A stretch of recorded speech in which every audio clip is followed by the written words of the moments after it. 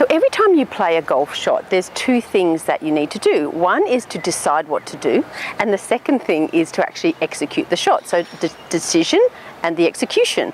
And a lot of people, when they play golf, what I see is that they're so rushed and they're so conscious of taking up too much time that they don't really think before they hit.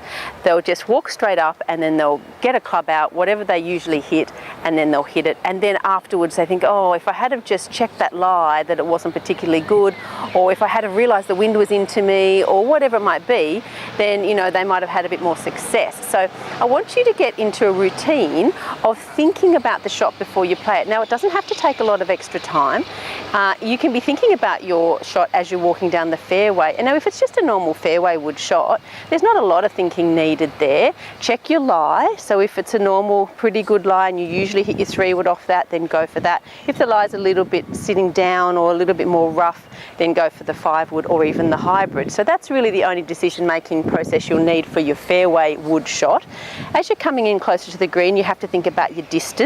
So as you're walking up to the ball, you might get your GPS out and you might be looking to see what the distance is.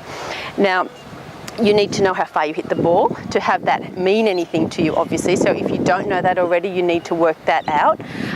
You can go to your local course, and if there's your home course, and if there's a 100-metre par 3, let's say, and you know that you hit a 7-iron there, or you know that you hit a 5-iron or a 5 hybrid or whatever it is, then you can work your distances out from that. So you can go up and down by about 10 metres per club from that starting point. So that's a good way to start off if you're not sure how far you're hitting your clubs. But you do need to know the distances of your clubs to start thinking properly about your shots. So distance is important, then the lie is important. The other things you need to consider are wind. So if the wind's into you, you need to take extra club. If it's wind's behind you or it's downwind, you need to take less. Uphill, downhill is really important. So uphill, take extra club, downhill, take less club. If you're in between clubs and you're not sure whether to go, let's say, a 6-iron or a 7-iron, I would always go the longer club. It accounts for you slightly mishitting the ball, and we tend to underclub anyway. So it's if you're not sure about clubs, go the bigger one. The other thing you can do too, if you're in between clubs, is you can grip down a little bit. So grip down about 1/4 of an inch on your club, and that will take a little bit of distance off if you're in between clubs.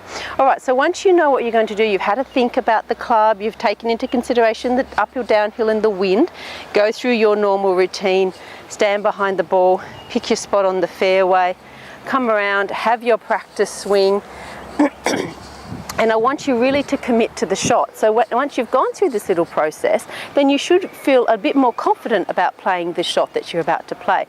So commit fully, even if you're not 100% sure you have got the right club, I want you to pretend that you are sure and commit fully to the shot. All right, so from now on, I want you to have a 2-step process for every shot you play: the decision and the execution. Take your time, think about it. You'll get into a routine and it won't take you that much longer, but it's so important to think first and hit second.